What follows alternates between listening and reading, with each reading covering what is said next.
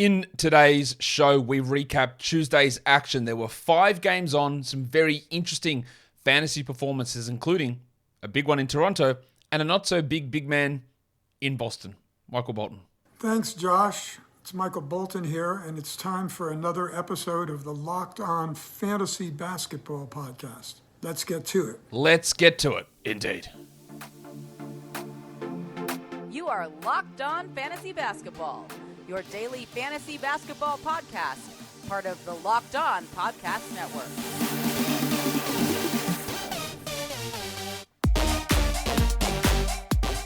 Hello and welcome to the Locked On Fantasy Basketball Podcast, brought to you by Basketball Monster.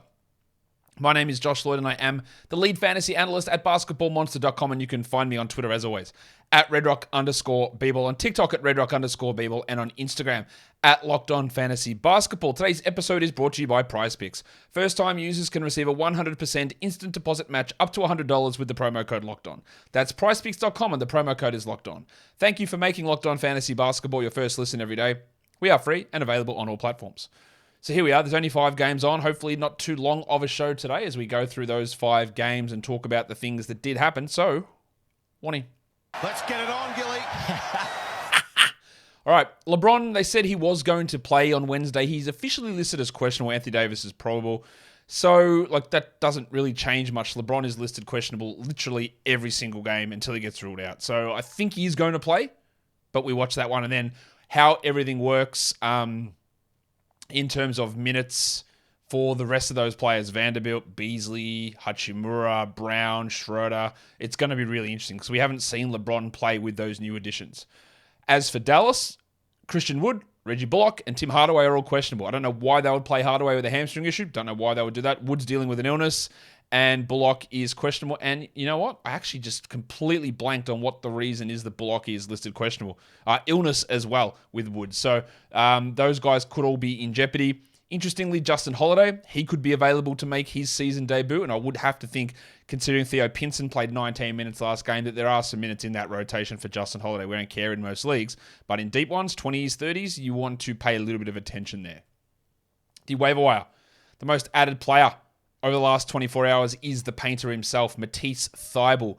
We'll talk about him in the Blazers game later on, but Jeremy Grant is out again, so he's going to have a fairly sizable role. And he is worth grabbing, just understanding that some of the offense from game 1, and I might sound stupid because I'm recording this before the game from today is done. It's actually just only started as I'm starting to record this section, that Thybulle might come out and score 20 points. I got no idea. He won't, but we'll find out. Josh Okogie up 33%. Things are going really well for Okogie. There could be an opportunity for him to start when Durant returns, but when Durant returns, there is going to be a squeeze. He's fine for now. I don't really trust him. He's never been a great per-minute producer, although these last couple of games have been awesome. So, solid ad. Sammy Hauser up 26%. Strong given everyone that's out. Strong given the back-to-back. Worth persisting with him for now. Shaedon Sharpe, much like with Thybulle playing today, up 18%. He is trending in the right direction in his career and his per-minute numbers. Where that role goes, I'd like to see him lock into 28 minutes a night before I really consider him as a 12-team league guy, and I don't think both him and Thybulle can get enough minutes to be relevant at the same time. We'll see it. The big stiffy, the 5-minute man, Bones Highland, Clippers debut today, up 9%. I like it because there's 5 games on. I don't like him long-term as a 12-team league guy, but again, that game has only just started. We'll find out what happens later on. Taylor Horton-Tucker, I thought he would have been dropped in leagues after his performance yesterday, but no, he's gone up 7%. I'm okay with that. I think he's going to be a fringe 12-team league player. Al Horford, I didn't realize he'd been dropped in as many leagues to have actually been scooped up in 7% of leagues today, and then he didn't play. He'll be fine, though. Don't drop him. He's going to play tomorrow with some pretty good numbers, I would guess. Or hopefully. At least there's an opportunity for it. And then Gabe Vincent up 6% is, I think, a pretty strong ad. The most dropped player in fantasy over the last 24 hours is the big fella in Brooklyn, Cam Thomas, down 16%. I do think that Thomas is going to be better than the last 2 games. I've said that repeatedly. I don't think he's going to necessarily be must roster, but I can see him pushing back into at least streaming territory, but I get dropping him. I totally get dropping Ben Simmons down 10% as well. I think that's the right move, and obviously Quentin Grimes is a pretty clear drop also. This briefcase and this haircut. He's an easy drop. Larry Nance down 7%. I jacked him off yesterday. I think that's a drop. With Zion out for a long time, you don't need to worry about Nance outside of streaming. Royce O'Neal down 7 is a clear 12-team drop. Caleb Martin down 6. I think is a pretty clear 12-team drop. Killian Hayes down 6. He would probably the one out of everyone on this list that I would have persisted with. Getting those assists and steals is really tough to do. And yes, I know his shooting has been horrific, but one thing I will say as a positive, it can't be worse. He's shooting like 10% over the last 2 games. It cannot be worse. So it is going to go up. So I probably would have held him. And then the other one is Dracaris Levert. Down 6%. And yeah, well, he's a great stream when someone's out. And when they're not out, is bin juice. Today's episode is brought to you by PrizePicks. PrizePicks is daily fantasy, but it's not daily fantasy like with salary caps and thousands of people that you're going up against and sharks and algorithms and programs. It's just you versus player projection. So you might see Cam Thomas's points line set at 4.5, and you go, will you go over that one? Yeah, you probably will. So I'll choose more. Or you might see Ben Simmons' rebound number set at 3.5, and you go, oh, what's Ben Simmons going to do today? Will he go over or under? And you choose it. You get between 2 to 6 of those individual player projections, put them into a lineup, and you can win up to 25 times your entry fee back. Entries are easy to do. They can be done in under 60 seconds. You can do them in over 30 US states and the majority of provinces/territories in Canada. It's not just the NBA, though. You can do it for Major League Baseball starting up soon, NHL. You can do it for women's college basketball, the WNBA when that starts, men's college basketball, PGA golf, MMA, boxing, NASCAR, cricket, European basketball, and of course, disc golf. So download the PrizePick app or go to prizepicks.com to sign up and play daily fantasy sports. First-time users can receive a 100% instant deposit match up to $100 with the promo code LOCKEDON. If you deposit $100, PrizePicks will give you $100. If you deposit $50, PrizePicks will give you $50. Don't forget to enter the promo code LOCKEDON at sign up for an instant deposit match up to $100. As Obi decides that he's going to start walking around. Where are you going, Obi? All right. The first game was an overtime game. It was a weird one to dissect. It is the Boston Celtics losing to the Milwaukee Bucks. Let's just look at who was out for Boston. Marcus Smart, Jaylen Brown, Jason Tatum, Al Horford, all out. I don't expect Brown to play tomorrow. I don't expect Jason Tatum to play tomorrow. I do expect Horford to play tomorrow. And then there was some talk during the broadcast that, hey, there is a chance Marcus Smart returns tomorrow. Now, I don't think that Smart will play tomorrow, but we can't rule it out. What the curious thing was Robert Williams, because Rob Williams was listed questionable before the game, and then we saw that Horford was also questionable. They ruled Horford out, so we thought, all right, so they'll play Williams in this one and sit Williams tomorrow. And they said, yep, Williams is available to play. And then they didn't start him. They started a lineup of Grant Williams, Mike Muscala, and Blake Griffin. Go, okay, that's pretty weird. Are they just not going to play Williams? Which, again, doesn't make sense. You'd already ruled him questionable. Why won't you just sit him out? Why rule him available, then don't start him? And then he did come in after Luke Cornett did as their fourth big man and played 13 minutes. Now, that's pretty weird, right? I don't think there's any doubt about that. That's weird. Rob Williams plays 13 minutes, has 6 and 5. He was a -11. I wouldn't say he played particularly well, but I don't know what to make of this. Is this just a weird maintenance thing heading into the All-Star break? Is it preparing him to play a back-to-back for the first time since returning from injury? Is Joe Mazzulla lost his mind? Is he going to run with a lineup where he comes off the bench playing limited minutes moving forward? I don't know. But here's the quote, and this is really friggin' annoying. Here is the quote post-game from Mazzulla. Hey, Joe, why did Robert Williams play only 13 minutes? No reason. Cool. Was it matchup related? No. All right, cool. He never, and then the reporter's like, he never comes off the bench. And Mazzulla says, that's not true. And the reporter says, well, he hasn't come off the bench since he got off his minutes restriction. And Mazzulla says, yes. So what was the purpose of making the change? I just felt like making it. Okay, dickhead. Cool. That doesn't help anybody. Now, I am not one of these people that's like, wow, my fantasy team, that's so bad. I need all this information for fantasy. What about my parlays? I am not one of those people. I don't ever bang on about that stuff. I never do anything through the lens of my own fantasy team or any fantasy teams or gambling or anything ever, right? Never do that. But if you are trying to grow the game, and one of the big ways that football became so popular was through fantasy football and gambling, we know this, there's got to be a level of transparency with this stuff, and it just turns people off, and then it invites criticisms of conspiracy.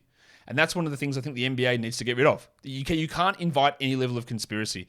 So what people could easily say, I'm not saying this because I do not believe for a second it is true. Do not get me wrong on this. I do not believe any of this is true.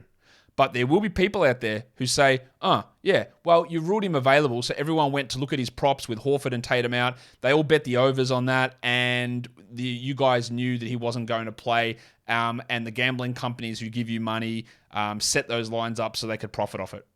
All right? You could easily see people saying that. There'll be people listening to this show who think that right now. I don't believe that for a single second. But what my point is, not that they did this, but you've got to eliminate any risk of even appearing like that's a problem. Transparency needs to be part of it. So this sort of weird stuff, I don't know what the solution is really. I'm not smart enough to do that. What's the solution? Hey, this guy's a starter. You can't decide to play him 4 minutes in a game that you've said he was available. Like you can't give him a 5-minute first half and then not have any reason. There's got to be something in terms of lineups and stability, but I don't know what it is. You can't dictate how many minutes a player plays, but there's got to be some level of transparency with some of this stuff. Now, if Williams hadn't have played despite being made available, then I would have been, throw the book at him. That's ridiculous. That is a real integrity concern. But he did play. And how do you say, well, why did the coach bench him? Why did he play him so few minutes? You can't. It's really frustrating. I don't think it's a sign of any injury. I just think it's maybe something of a tempering. What's the word? Tapering. That's the word. A tapering of minutes and load into the All-Star break. Maybe it's preparing for the back-to-back. We'll find out more tomorrow, I hope. We definitely didn't find anything out post-game because Missoula, Sneaky Joe, the man who loves not telling us anything, didn't tell us anything. And there is my little rant on that. But what about Maximum Derek? Maximum Derek. 27 points for Derek White, 12 assists and 3 steals. Do I feel vindicated when I used to say that Derek White's a really good player? I guess a little bit. A little bit, yeah. He's really good at the moment. But my concerns with him rest of season are still there. When they are healthy, when Smart, Brown, Tatum, Horford play, does he start? Maybe he does now. Maybe Roy Williams is back to a bench player. I don't know. But White, in that one game where they were healthy, played 17 minutes. I don't really know where it goes. Sammy Hauser, 15 and 9 with 3 triples. He is a great streamer for tomorrow as well, while Brogdon had 26 in 39 minutes. What about the Moose, Mike Muscala? I said, hey, I'm adding him in a 30-deep league. I think you should look at him in deeper formats. Played 44 minutes. What? 18 and 8 with 3 threes. Now, I think it's probably unlikely he plays tomorrow. He was rooted by the end. He couldn't move his legs. He just never plays these minutes. And Blake Griffin had 15, 6 and 6 in 24 minutes. Their rotation tomorrow is likely to be pretty ugly. It's likely to be different to this, and I'm really intrigued to see where it goes. But these performances from Griffin and Muscala and Hauser, while they're really useful even for 12-team leagues today, they're not going to have any relevance post-All-Star break. Interesting that only gave Pritchard 14 minutes. Thought he could have got a few more there. While Grant Williams played a ton. He plays a lot, man, in some of these games. He doesn't do anything with them. Like 12 and 10's fine, right? That's totally okay. But in 48 minutes, I would hope for a little bit more than 12 and 10.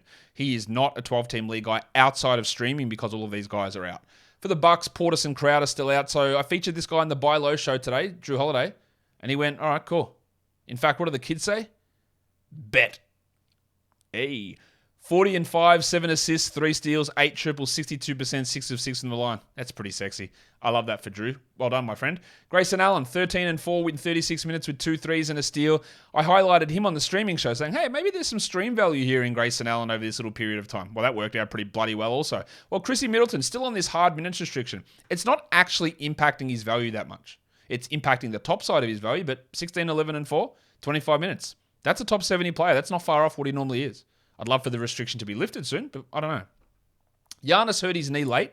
He played through it, and they said everything looked okay. Let's keep an eye on it, huh? 46 minutes, 36, 13, and 9 with 2 blocks. And again, what is with this guy's field goal percentage?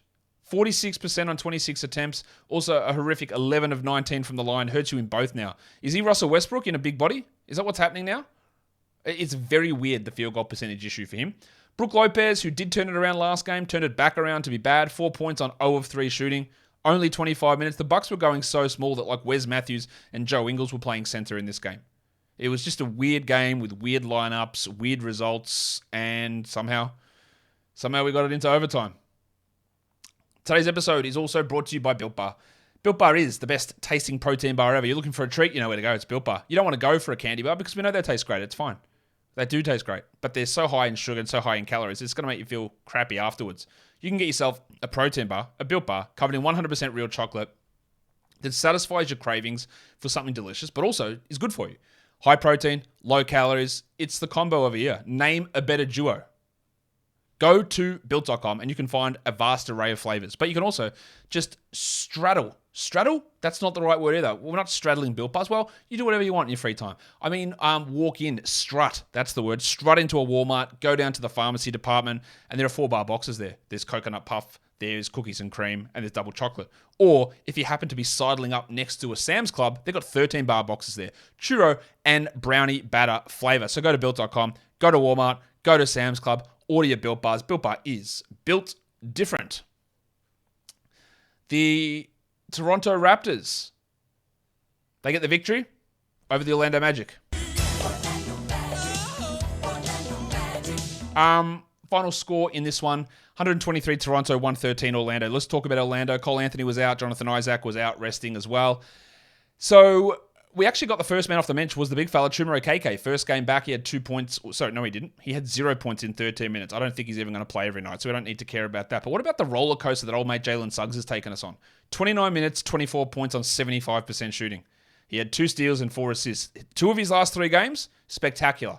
The one in the middle, dreadful. That makes it hard to know what to get from him. Yes, it is helpful that Anthony is out, and I do think Suggs is quite a good player and a better player than Anthony overall, but the fantasy profile's not quite there for him. Markelle Fultz, unbelievable. 36 minutes, that is helped by Cole being out. 19, 6 and 5, 1 steal, 2 blocks. And Wendell had 26, 6 and 5, a big game from him.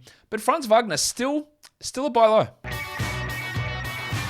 I don't know what's going on with his usage. He didn't play particularly well. Maybe he's just worn out. He carried a gigantic load through Eurobasket playing for Germany. Started out the season well with everyone injured. He was one of the only guys still available, and it's hurting him at the moment. Minus 13, 17% usage, 9, 0, and 6 with 2 threes. A real buy low opportunity here, but he is struggling. So's Poeltl. 13, 1 and 3, no defensive stats, bad percentages. He's not even in the top 200 over the last week. He's fallen to outside the top 130 for the season. I think he can be better than this, but now I am losing a little bit of hope of what happens the rest of season. Bol played 16 minutes, 9 and 7. You do not need to roster Bol in 12-team leagues. You probably don't need to roster Bol in 14-team leagues. The dream is done, guys. I know people love... I don't know why. Actually, I don't actually know what the complete infatuation with Bol is. He had an opportunity when 5 rotation players are out. He played well, but he doesn't make sense in their regular lineup when their players are healthy. He's a bench player. He's getting bench minutes, which honestly, if I'd asked you 1st of October, hey, if Bol's getting 15 minutes a night, would you say that's a big W for his career? You'd say, yeah, it's huge. The bloke's not probably going to play most nights. And here he is, getting rotation minutes, being a solid enough backup. But you absolutely do not need to roster Bol in 12 or probably 14-team leagues. For the Raptors, this is I'm pretty happy with this call. Jakob Poeltl. I said he's a buy low for a big period of time with the Spurs. I said we're holding out hope that it can't get any worse than this, and if he goes to the Raptors, it might blow through the roof. 37 minutes, 30 and 9, a steal and 6 blocks on 88% shooting. The 88% shooting, not real. No problem about that. But the 37 minutes?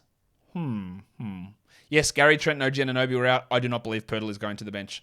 Precious Achiuwa will go to the bench. He had 11 and 13, double-double in 34 minutes. You can drop him in 12s. And I think one of Trent or Anunoby is going to the bench. Without foul trouble, Poeltl, I talked about this on one of the shows today, saying if Poeltl gets 33, he might be a top 40 player. I think it's possible. This was huge. Siakam 26, 4 and 6, while Van Vliet had only 10 points on 25%. That's bad. But 15 assists, 3 steals, and a block really does help. While Scotland Barnes had 17, 6 and 6, and Boucher 13 and 4. I reckon if you just need an open roster spot, Boucher and Achiuwa, who are rostered in a lot of areas, they can be dropped. We'd expect Anunoby and Trent to return first game after the break, and that's going to reduce the value of both of those guys. Thad Young left early with an injury, a knee injury. He only played 7 minutes. I wasn't really expecting him to be an every night part of the rotation once this team's healthy anyway. Let's do the next one. The Suns get a pretty easy win over the Kings, 120-109. Sabonis, 24, 15, and 7. That's just usual stuff from him. Perfect 10 of 10 from the line as well. While De'Aaron Fox, he was pretty good.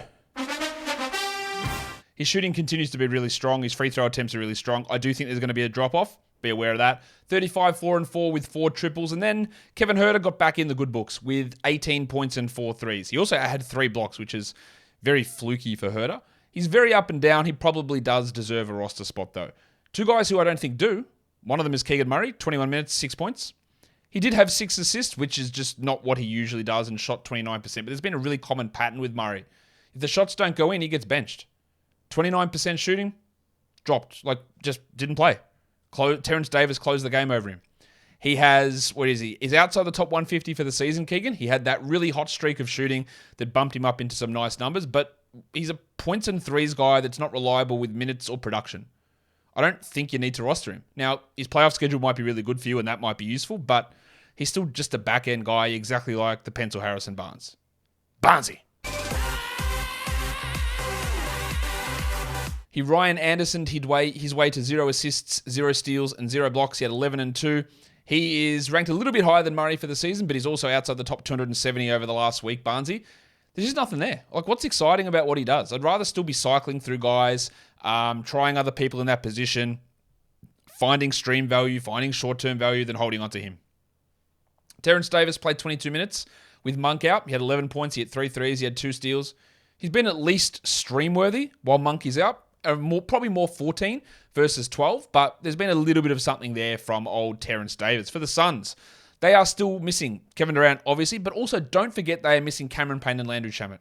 Keep that in mind when we talk about this next guy, Josh Okogie, who played 39 minutes. He was great, 19 and 6 with 3 assists, but will he play 39 minutes when those guys are healthy? Seems a little bit unlikely. Will he shoot 62%? Absolutely not. He's been really strong. He's a very interesting ad at the moment. I just have a gigantic level of skepticism about a bloke who hasn't done it ever in his career. May start, may not, but there are 3 guys that are going to come back, and when they come back and cut into his minutes and cut into his usage, and then he doesn't shoot well, what else is there? So he's okay now, absolutely fine. Stream him, try it out, no worries. But he's doing the thing. Extra opportunity paired with unbelievable efficiency leads to us overvaluing what he can be like rest of season, I think. Tony Warren re-debuted for the Suns. He had 5 points in 7 minutes. Ooh. 7 minutes is not ideal, is it? I obviously wouldn't be holding him at this point. We just want to watch where that goes. While Ishmael Wainwright played 20 minutes. He's got 1 game left before his 2-way runs out. He went scoreless. Damian Lee had 5 points in 23 minutes. And the big names. Let's talk about big names. I haven't talked about them yet. Torrey Craig. 6 points, 2 triples, 3 steals. No, 3 assists, steal and a block. He's a 14 to 16 team league guy, but that's about it. But DeAndre Ayton was great. 29 and 11, 4 steals and 2 blocks. Unbelievable efficiency. He's on a massive roll. Chris Paul, 17 points, but 5 rebounds, 19 assists and 2 steals. I wonder how many times when Kevin Durant arrives, he will go under 10 assists. You'd have to think it'd be pretty few and far between. And Devin Booker still on a restriction, but played 29 minutes, had a usage of 36, had 32, 5 and 2 with 2 steals. He will cop a hit when Durant arrives because he will have to reduce some of his usage. But it was great to see him get in a groove, get a couple of dunks in, shoot 65%. Just a really strong performance for those big names for the Suns and a really strong supporting performance from Josh Okogie. Let's go to the Clippers hosting the Golden State Warriors. The Clippers win it 134-124. The Warriors were without Wiggins and Steph, but it was a back-to-back and Klay Thompson played. He only played 28 minutes, but he played. 18, 2 and 2 with 4 threes. That's really good. I wonder if he plays all the back-to-backs. I'm still not sure about that because this was their last game and then there's like 8 days off until he plays again. So I wouldn't say it's exactly going to happen every time, but it's encouraging. DiVincenzo, 29 minutes, 10 points, 4 assists, 2 threes. Like, that's totally okay. But remember, no Wiggins and no Steph. We hold him for now. I think he'll become a drop later on. Jordan Poole was pretty strong, 28 points with 6 assists, and Draymond had 15, 5, and 7. And Looney continues to be a very strong rebounder. Now, I wrote him off as a 12-team league guy. Maybe I'm wrong. I probably am, to be honest. 11 and 14 in 27 minutes is really, really good. Kuminga had 16 points. He's had some real defensive struggles and efficiency issues. We don't need to use him in any sort of league that's not really, really deep. While Anthony Lamb reappeared, 8 points in 25 minutes. His two-way days are running out. I wonder if they'll convert him or not. They just gave him an opportunity here. He's just not going to play most nights. Don't worry too much about him. For the Clippers, we got all their new players arriving, so we'll talk about all of that. Let's start with the big fella, though, the fun guy, Kawhi Leonard. I'm a fun guy. 33 points, 7 triples, 7 rebounds, 4 assists, a steal, and a block. Continues to be unbelievable after a rocky start to the season. Can you believe that he's a top 25 player per game now? It's pretty crazy. Paul George had 20 and 8 assists, 50% shooting, while Terrence Mann was also good, 16, 5 and 6 in 27 minutes. He's just starting to get a little bit better. Not quite into 12-team territory, but at least a 14-teamer, while Norman Powell only 25 minutes, which is a slight red flag, but he still scored really well. We know what Norman Powell does. He scores. Doesn't do anything else. He had 24 points on 17 shot attempts, 59%. 3 rebounds, 1 assist. That's useful, but it's also not as useful as it looks like it is. The Cockroach, Mason Plumlee, 8, 5, and 3 in 17 minutes. Let's go. Get that garbage out of here! Marcus Morris, 6 points in 23 minutes. Get that garbage out of here! Eric Gordon, 7 points in 22 minutes. Get that garbage out of here! And the 5-minute man, Bones Highland, played 16 minutes and had 6, 4, and 2. Get that garbage out of here! Interestingly, they only played Nick Batum 8 minutes. There's just not enough minutes for Morris and Gordon and Highland to have an impact. I know people think that Bones is the only true point guard on this team. They don't care. They don't need a true point guard. And even if he was to start and play in place of Terrence Mann, or maybe in place of Marcus Morris, maybe that's what they would do. I just don't think he would do enough. If they did say, hey, we're benching Morris and Highland is starting, I would grab him just to see what happens. But realistically, I just don't think it's going to happen. He played, 1, 2, 3, 4, 5, 6, 7, 8, 9th most amount of minutes on this game, where they really tried to integrate the new pieces and limited someone like Nick Batum, who's been awesome for them all season. I wouldn't say that the upside here for Bones looks particularly promising. But Bones, Gordon, Morris, Plumlee, these guys are still rostered in tons of leagues. And I would not think that that needs to happen in 12 teams. With Plumlee getting 17 minutes, Zubats did his normal thing. 10, 2, and 3. Plumlee's arrival actually hurt Batum more than it hurt Zubats. 10 and 2 for Zubats. We hold him for now. I'm not precluding him becoming a drop later on, but yeah, he was able to maintain value by them just going big the entire time and never running a small ball center. The last game was a pretty comfortable victory on the road for the Wizards. 126 over the Blazers, 101. Let's talk about Kristaps Porzingis. He's been unbelievable. 28 and 12, 5 assists, a block. I drafted him in a lot of spots and I've been pretty well rewarded. Hasn't really had many injuries, performing at the top 20 level that we thought he would. Unbelievable stuff. Kuzma returned and went crazy. 33 and 9 with 6 triples and a block. Big stuff from him, while Beal had 19, 2 and 4. But let's talk about some of the other things. Very intriguing to see Delon Wright played 29 minutes. He only had 5 points, but he had 6 assists and 4 steals. 6% usage isn't going to cut it for me, but the 29 minutes are really interesting. I don't think he's an ad. Like, obviously, if you get 6 assists and 4 steals, you've got to be talked about and you've got to be considered. But I'm not banking on 29 minutes or that level of production. I'm also not thinking you have to hold Monte Morris. 6, 7, and 4. Like, what's he doing that's exciting? Assists, yes. And if you need them, there's value, but it's not for everybody.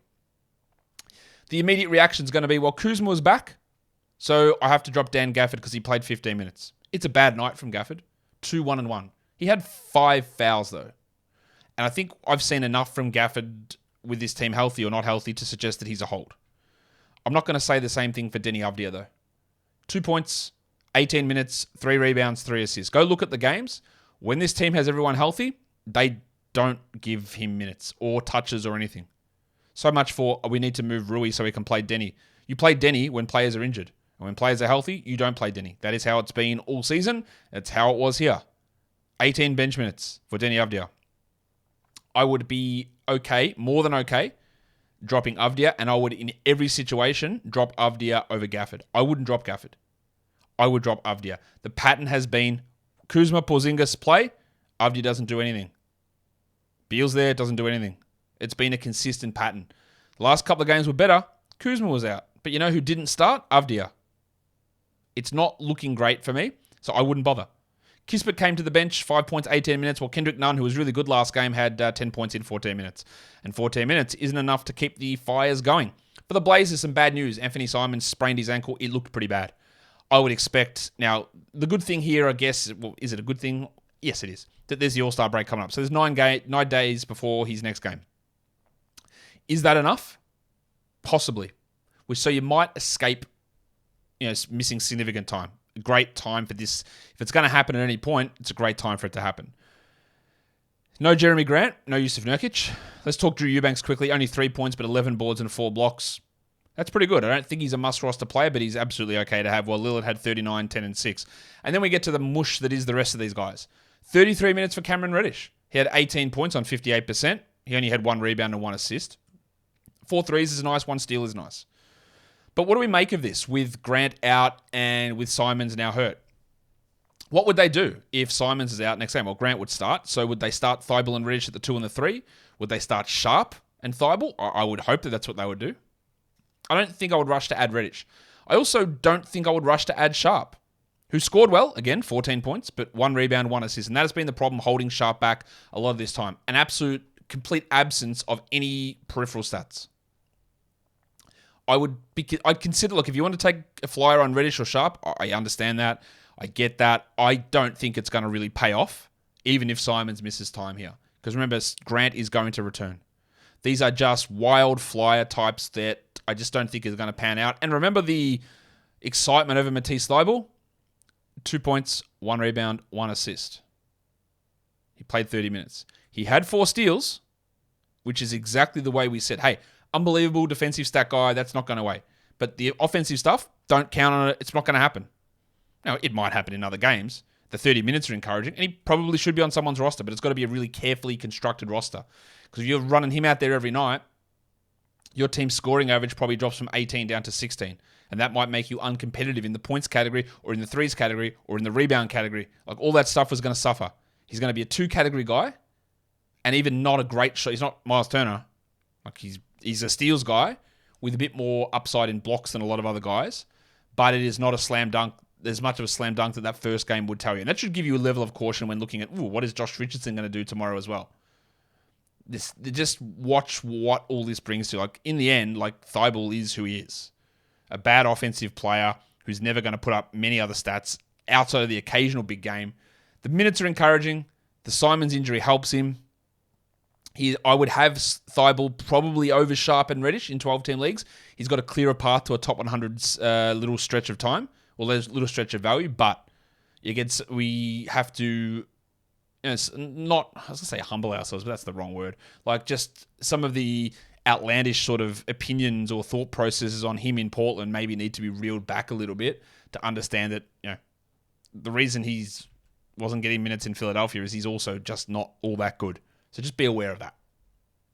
A quick note here. Post-game, Chauncey Billups said that X-rays on Simons' ankle were negative, but he also added that it didn't look awesome. No, it didn't look awesome. Chauncey, thank you for that. I would guess it's 3 weeks. Complete guess. Wouldn't be shocked if it's longer. I'm going to guess he misses, obviously, the 9 days here, but probably a week and a half, 2 weeks post All-Star break is my guess. And then we will see an opportunity for Sharp and Reddish and Thybulle to have some value. I think, again, Reddish and Sharp are going to be streamable guys, maybe with some value, but I'd probably have Sharp over Reddish, and then Thybulle is what he is. The lines of the night, the monstrous, does go to the big fella, the buy low bump man himself, Jrue Holiday. Your waiver wire is Jalen Suggs. He's also the young gun of the night. And the dud of the night is Dan Gafford. Your top 10 players in category leagues, number 1 was Jrue, followed by Jakob Poeltl, Kawhi Leonard, DeAndre Ayton, Domantas Sabonis, Kristaps Porzingis, Damian Lillard, Chris Paul, Kyle Kuzma, and Maximum Derek White. Top 10 players rostered in under 50% of leagues. Number 1 was Jalen Suggs. Yeah, look, a couple of good games. Some ones where he hasn't really been as good. It's hard to judge that. I wouldn't be rushing to add him. Blake Griffin at 2, no interest. Terrence Mann's like a 14-team league guy at the moment, trending upwards for sure. Eubanks at 4, back-end 12-team league player. 5 is Delon Wright. I don't know if I want to get seduced by this. 6 is Grayson Allen. He's a stream option for 3s. 7 is Okogie. No problem with adding him for the short term to see what happens there. 8 is Grant Williams. I don't think so. Cam Reddish at number 9. Again, if Simons misses, I could see it with some points, 3s, and steals, but I'm not fully invested in that. And number 10 is Terrence Davis, who was good, but I don't think there's much outside of deeper leagues. For top 10 in points leagues, we've got number 1 at Giannis, followed by Poeltl, Ayton, Jrue Holiday, Damian Lillard, Sabonis, Chris Paul, Derek White, Kawhi Leonard, and Kristaps Porzingis. And guys, that'll do it for me today. Don't forget, follow this podcast on Apple Podcasts, Google Podcasts, Stitcher, Spotify, and on the Odyssey app. And if you're here on YouTube, thumb it up. Leave those comments down below. Guys, we are done here. Thank you so much for listening, everyone. See ya.